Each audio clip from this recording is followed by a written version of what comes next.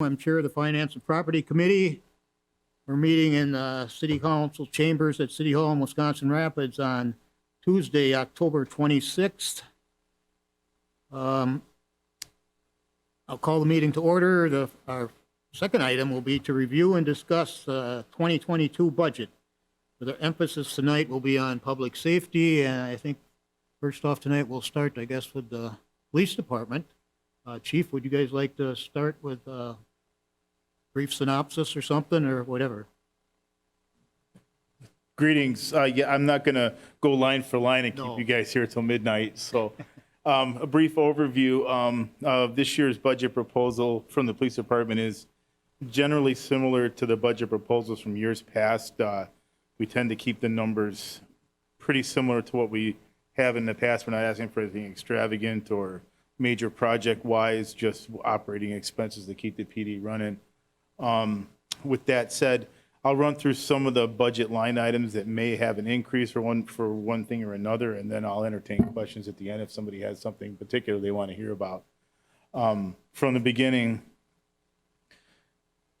bear with me here. The major one, of course, salaries and things are set by the collective bargaining. First one I'll go over is the police range and supplies budget. Had an increase from last year, mainly due to training and duty ammunition costs are increasing, and that is beyond our control. It costs more and it's hard to get. So we are pretty much at the mercy of the market. We try to shop around when we can. Anything additional, we're asking for a couple more duty pistols so that we have spare pistols, which we actually don't have at the moment, and we probably should. In case somebody's malfunctions or has an issue, we can issue them another pistol right away, which we can't do at the moment. And then we are going to purchase new magazines for all the patrol rifles. They actually have a life, and we prefer to have new springs and new magazines rather than going with the old ones that possibly can malfunction when you need them the most. That's just that budget that with the increases we're asking for, along with the yearly supply cost for the range, which is usually a fixed $10,000 every year. Moving on from any questions on police range and supplies? No. Next will be just looking for training and education. We upped a little bit. This year we are hoping for to actually send one of our lieutenants to the FBI National Academy. There's the academy itself is offered free of charge by the FBI, but there are incidentals that we need to pay for as far as some training supplies and uniforms, things of that nature. So we put some in the budget for that. Most of the police training classes that we send our officers to, and we're required to send them to training, is about $300 to $600 per officer. Which is why our training budget is so high. We are a well-trained department, and we send our officers with as much training as possible. I think that reflects in the job they do for this city. Again, the budget, it's not up that high from last year, but again, we are looking to send some people to some more advanced training this year. I have a question, Chief. So this FBI training, they pay for that. Do they reimburse wages? Yeah. Do they reimburse wages? No. No, we pay the salary. The schooling is free, the stay at Quantico and things like that, but no, the FBI won't reimburse the salary of the officer, no. Thank you.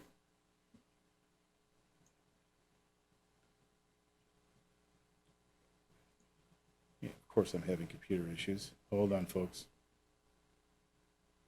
Why'd that happen?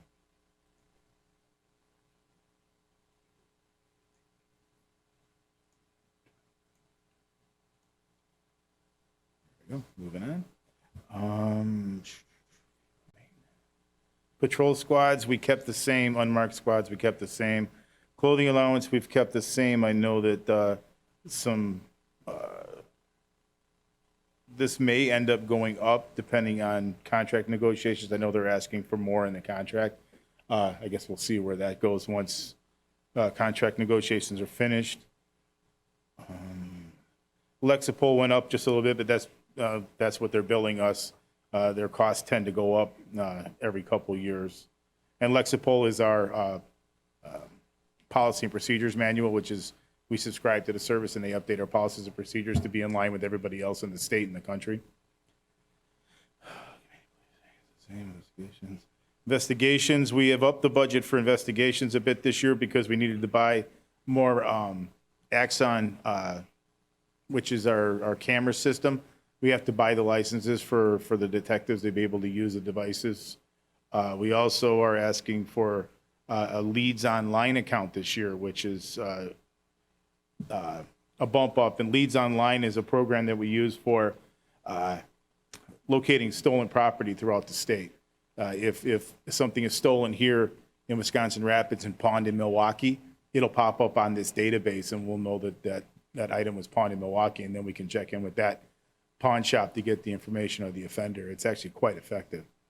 And then we are also asking for secure data pads for our detectives.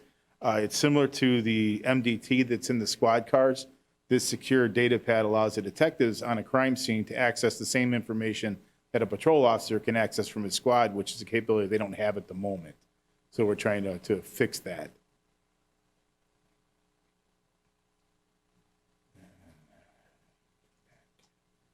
Oh, it worked this time, good. Canine remained the same. Let's go to page 2.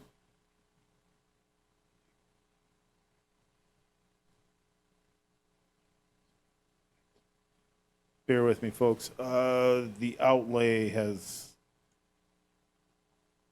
We are asking for some items in outlay this year. We have to replace some tasers, and the tasers are actually fairly expensive, but they are worth every penny, as you all well know. But we need to replace 7 tasers this year at a price. With the extended warranty, they're about $1,500 a piece.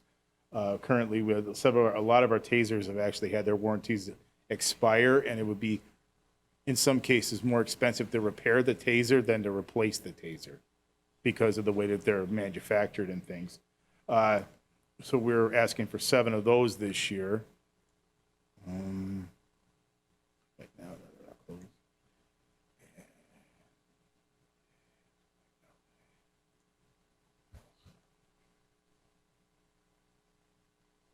Oh, and this was, I'm not sure if this was supposed to go with IT's budget or not, but we included, we were asking for Panasonic Tough Books, which are the MDTs that go in the squads. We are in dire need of replacing the old MDTs. The IT guys would testify to the fact that they spend quite a bit of time down at the PD trying to fix our computers. The in-car computers, that's our lifeblood at the PD. We can't do anything without them. We can't even write a ticket without the MDTs anymore. So they're something that we can't do without.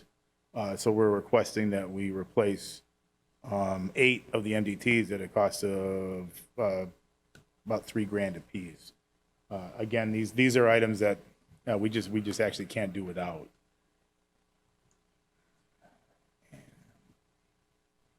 We're also, to round it out for outlay, we're asking for some radios, which are, at the police department, we do a cycle where we replace a certain number of items per year, and radios are included in that category, where we'll replace, say, 4 radios in an 8-year cycle, rather than buying them all at once at a huge price tag. We try to rotate through so that it's not so painful all at once. So this year we're asking for 4 radios. And we are also asking for the accessories for those radios. And the last but not least, we are, again, we replace items in a cycle. And this year we have to replace 11 sets of ballistic armor for the officers.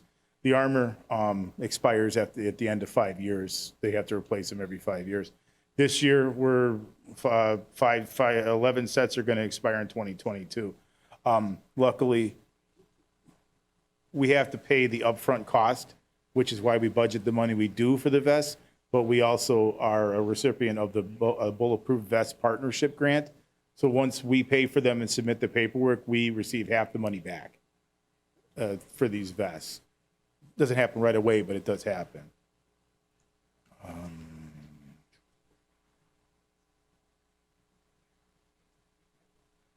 Any questions so far? What's the 40 millimeter launcher? That is, let me get to that. It's for patrol. It's going to be stored in the ship's commander's squad. It's used for gas in case of a riot situation. The tactical team has one.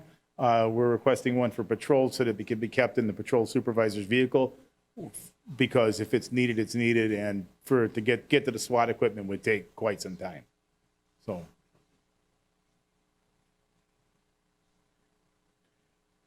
Last year, we ordered a bunch of riot shields, and because the department didn't have any of that gear and equipment, and we realized the need for it, unfortunately.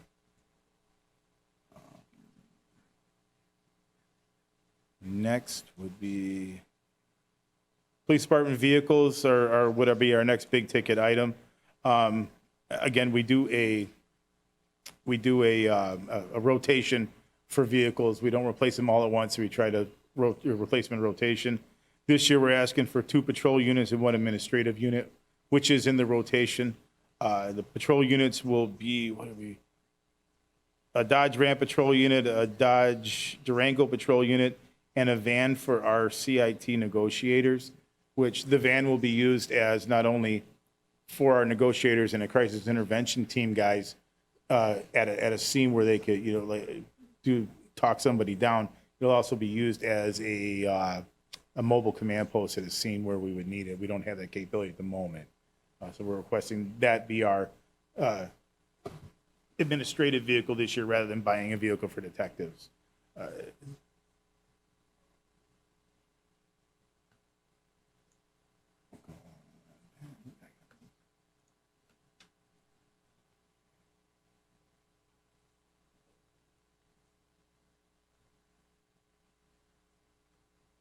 I've kind of gone through the big ticket items. No real major increases in any of the other accounts. I'm willing to entertain questions on any of the accounts you guys may have a question about as far as a piece of equipment or what we're using this for or anything along those lines. Hey, Tom. Yeah.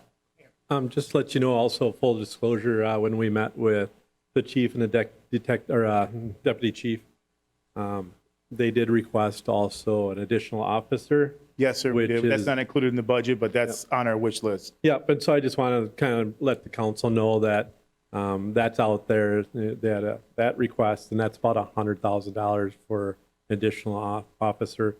And then they had also brought up, when we had discussed, a new garage out at the pole barn at the range. Yep. Yep, at the pole barn for their evidence storage of vehicles and whatever else they store out there, and that's additional $200,000. And those 2 items were not included in the budget, especially because we didn't know where we would be if we had an extra, if we came out lucky this year and had extra money that we're trying to figure out where we could allocate it to. That those are a couple items out there, just for your information. Yes. Yes. Yep.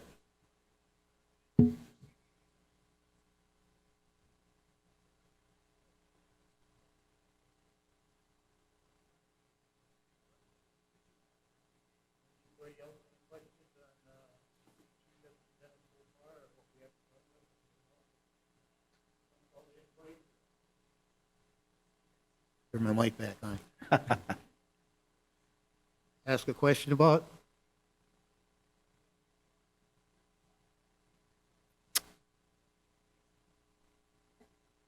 Tom, I got one quick Who's that? right here. Oh, Jay. Thanks. So it's Screen if we had somebody jumping in that way. Okay, go yeah, ahead, Jay. thank you. So it looks like it's been consistent as far as our structure of lieutenants, detectives, sergeants over the past several years. Is this on pace with or would it align with what other cities of our size have seen too? Would they have a similar amount of detectives, sergeants, and lieutenants? Yes. A city of our size, we have As far as the lieutenants and supervisor personnel, we're doing very well. Of course, I would always ask for more patrol officers because that's where our greatest need is actually the boots on the ground taking the calls. The number of detectives we have, we are fine with. We have 4 detectives and a supervisor, and I believe that is good for a city this size and the workload that they have. As far as supervision, I think that we have enough supervisors as far as sergeants, lieutenants. So yeah, I'd say that we're on par with most cities our size that take our type of call load, yes.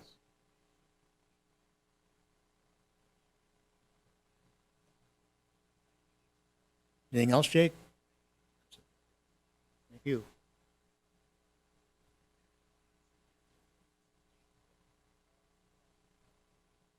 Anybody else? Otherwise, I thank the department for their input, for your report that you were gave out and put together beforehand and everything, and the input that you gave us today. And through this, we'll be looking it over and mulling it amongst ourselves and whatever we will do to come up with a final budget here in I think that, next week already, is it that?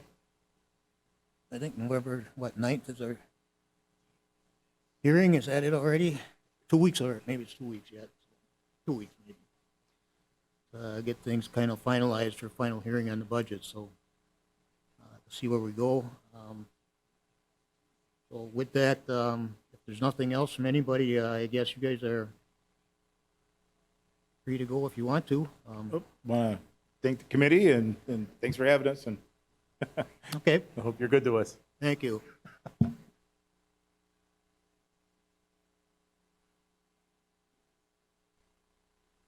With that, we'll take a short break. After a short break here from our interviewing with the police department, we're back together now at about 5:10. We have our fire department here this evening, and we're going to go over the budget with them a little bit and see what there is and ask questions if we have any. And that, so Todd, go ahead. Give us a presentation that if you want. Thank you. The first page is pretty self-explanatory. I think probably the biggest highlight on there is we dropped the ambulance transfer pay 5,000. That's been constantly going down because of Medivac taking most of the transfers. So there's no sense carrying that kind of money in the budget anymore. So we took another 5,000 off of that. The rest is really, a lot of it is out of our control. That's all the FICA and overtime pay and things like that. So on the second page, you can see building maintenance, we dropped 3,000 out of. That's a direct result of the new addition onto the station. We feel there's not going to be as much maintenance, obviously, with that, so we took some money off of that budget. 13,000 was an addition onto the ambulance supplies. That's probably a big addition to it. Since COVID, the price of doing business has gone up dramatically. For example, a case of gloves pre-COVID was about $16. A case of gloves right now is like $68. A simple N95 mask used to cost us about 49 cents. Now they're about $4.89. So the cost of ambulance supplies obviously went up quite a bit. The next one is training and education. You'll see a jump there. It was dropped quite dramatically last year because of the COVID. That's all we're asking is there's some trainings that our members go to. We try to get them to at least annually or once every 2 years. Big trainings like FDIC, which is Fire Department Instructors Conference. It's a great instruction conference where our members can go and learn all the new techniques, everything that's new in service. Also, a lot of the EMS ones that guys will get some of their continuing ed credits from, like WEMSA, Wisconsin EMS Association. So we're trying to maybe make up for that a little bit and get some guys into that. We also this year started and are going to try to finish next year. All our officers are going through what's called Blue Card training. It's a certification of officers, the ones that have gone through it, and myself. This is a tremendous advantage to having these guys, and we can do it online, but there is a little bit of a cost to it. So it brings us up, in recognition with all the great officers or battalion chiefs across the nation. It's actually put on by one of probably the most noted officers, Alan Brunacini. So it's great training for our officers, and I think it's bringing us into another level of commitment. So educational reimbursement, that's if somebody wants to go back to college. We always canvass the year before, and from the people that we had that are going to go back, we've taken $2,500 off because we know that we've only got, I think, one person that is interested next year. So doesn't mean that in the future it might not be somebody else interested, but why carry that if we're not going to have anybody using it? So ambulance vehicles, there's a decrease of $7,500. We just took delivery of a brand new ambulance we put in service last week. So we feel like because we've got two frontline ones that are pretty decent right now, our costs for those are going to go down. Our outlay, the budget for the fire department outlay, correct me if I'm wrong, Tim, but I think probably the biggest one in there is a vehicle this year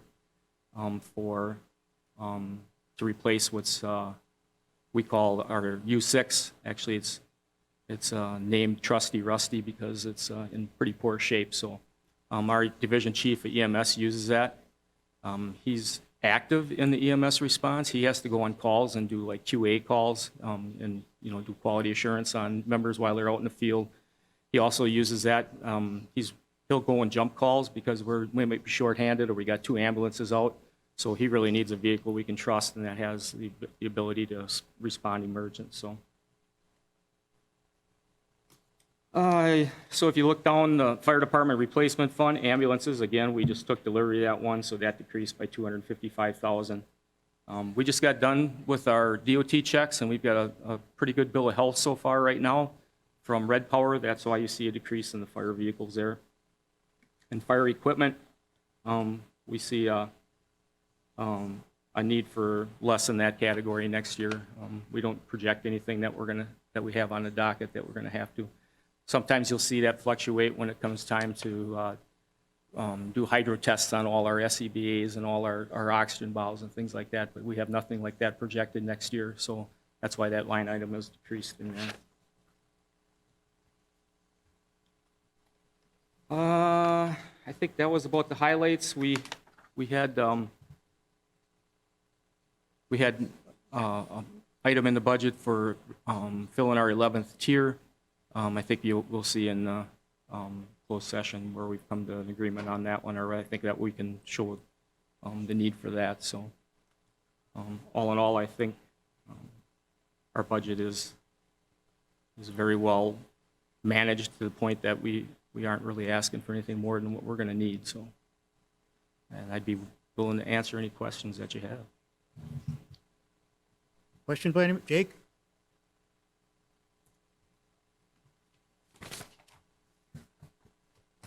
This first one's for Tim. Do we have anything on the fire EMS revenue that they generate in the budget, or does that stand separate? Right, yeah, if you, the budget summary, the executive budget summary. Let's see. If you go to page 12, that's where we show, in summary form, the expenditures, but then also the revenues that go to fund these expenditures. So the EMS portion of the budget, which accounts for approximately 28% of the total department budget,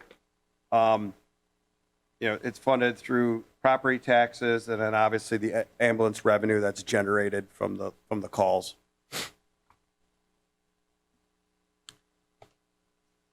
Thank you. And then in regards to vehicle replacement, I know there's been some discussions about a possible ladder truck replacement in the future. Is that something we're going to take up as a future issue in the capital improvement plan? And that's why this number is a little lower, you would say, compared to needing to replace a large item like that? For the vehicle replacement for fire vehicles, historically, we've always put almost $37,000 away for that each year to fund some of those things. And mostly That is to fund some of the smaller type pieces of equipment. Obviously, a ladder truck is a larger ticket item. But if you see on the back, you'll see where the fire vehicles, where the estimated balance right now is 140,000. Then we put into the annual budgeted amount, and then you'll see for the plan 2020 purchase, the 34, leaving a balance at the end of next fiscal year of $143,000 approximately. But, with something like the size of a ladder truck, that will have to be addressed, in a capital improvement plan and how we finance that, because obviously we don't have the flexibility in the property tax levy with levy limits to add more to that account that would significantly offset what the cost of the ladder truck would be. And then this question is in regards to, you mentioned earlier, we do have trustee Rusty, and it is needed sometimes as we're short-handed or we have 2 ambulances out.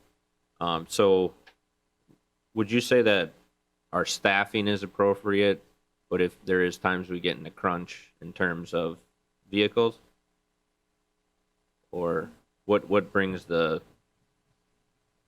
you mentioned short-handed, or we got 2 ambulances out? Well, there's times actually we'll have 3 or 4 ambulances out. There's been at least a half a dozen times last year that the chief and I were on the 4th ambulance. We were the only guys left in the station. So it does happen. I mean, especially if you get in summertime when we're busy. There's times when the whole staff is out. That includes the chief and I on top of the minimum staffing of 8. So there are times that we are out. So can we use more people? Absolutely, we can always use more people. I mean, I'm not going to say we can't. There's departments around us that are doing less runs than we are with more people than we are. So that there's definitely a need for more people. I'll be the first to tell you that, but I understand the process of justifying it. I think when we move to closed session, this will become maybe a clearer picture and help to define that. So with regards to replacements, over the last year, a year ago, Scott put me on to putting together a 20-year projection of vehicles and fire equipment that are costly, and I have got that, and I'm going to get that to Tim. It projects out when the ladder truck should be replaced, projects out when the next engines, when the ambulances are to be replaced, our staff vehicles.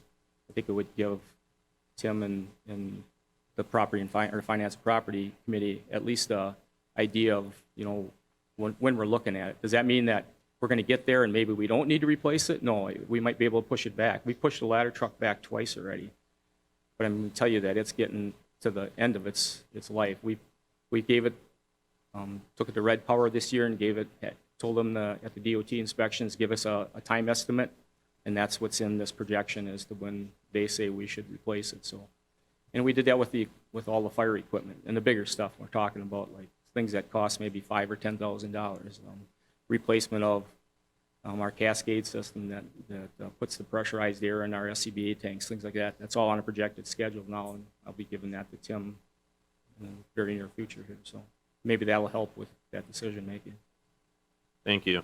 So this proposed budget as is sufficient for 2022, but what you're saying is going forward, there is some equipment issues for sure, possibly staffing that could be addressed, but this is not, this budget will give us a good level of service to our residents for 2022. Yep, I would support that the way it's presented here, as this will give us a good 2022 budget, absolutely. Now, with regards to what we're going to discuss in closed session, we'll change some of that, but again, that'll be a clear picture when we talk about that. Thank you. I asked the question just as we do have an older population. We are still dealing with COVID and other issues in the area, such as the opioid epidemic. I'm not sure how often you guys respond to those, but I'm sure it's somewhat often. And I just want to make sure that as the budget hasn't changed that much from last year, we do have sufficient coverage for all those needs. Jay? In your operating expenditures, you've got physicals as Is that something above and beyond a normal physical? Yeah, we're required because we're a hazmat team for the state to supply a hazmat physical. And that's pretty much outlined in statute on it. So I will tell you this is, last week I was at North Central Fire Chiefs meeting. We meet once a month. And I think I found a different vendor we can use that will dramatically decrease that amount. I've given that name of that person to Ryan Hartman. He was going to investigate and check into it before, obviously, we move forward with it. But I think it could drop our cost of that over 60%, from what I'm hearing from the chiefs that are using it. And they're very happy with the type of physical they're getting, too. They said it's very, very extensive, includes everything that needs to be done, pulmonary function, hearing, EKGs, everything that has to be done by the statute. So hopefully we found something that can ease that financial burden also. So.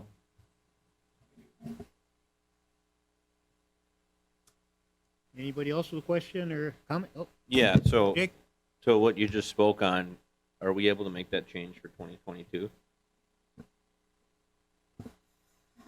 Make that change as far as the, The vendor that would cost us 40% less for the, I guess when I gave that to Ryan as human resources, just to get the okay, he was going to look into it. I just found that out this week, so I mean, I'm sure he's going to need a little time to.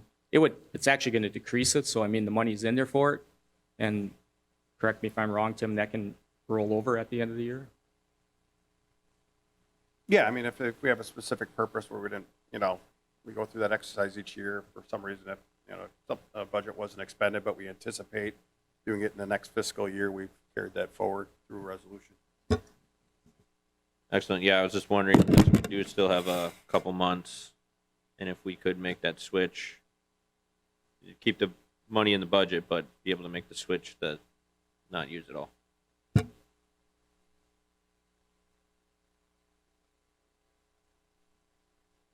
all right.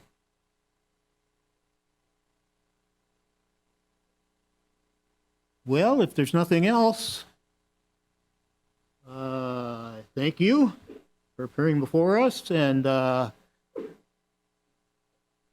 the budget, on this part of our agenda anyway this evening.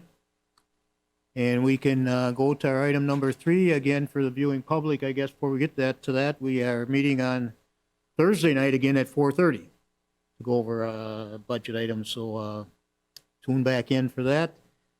For this, we're going to item number 3 this evening. The committee may vote to go into closed session under section 19.85, parent 1, parent E of the Wisconsin statutes, which reads, deliberating or negotiating the purchasing of public properties, the investing of public funds, or conducting other specified public business whenever competitive or bargaining reasons require a closed session. In closed session, the committee will, A, discuss negotiations and strategy regarding the intergovernmental agreements with the municipalities for the provision of ambulance services to those municipalities. B, discuss emergency medical service billing services contracts. And the committee will adjourn in closed session from that. Committee, I'll make a motion to go into closed session. motion is set. Oh, I guess roll call vote. Jake? Tom, aye. With that, we'll go into closed session, everybody.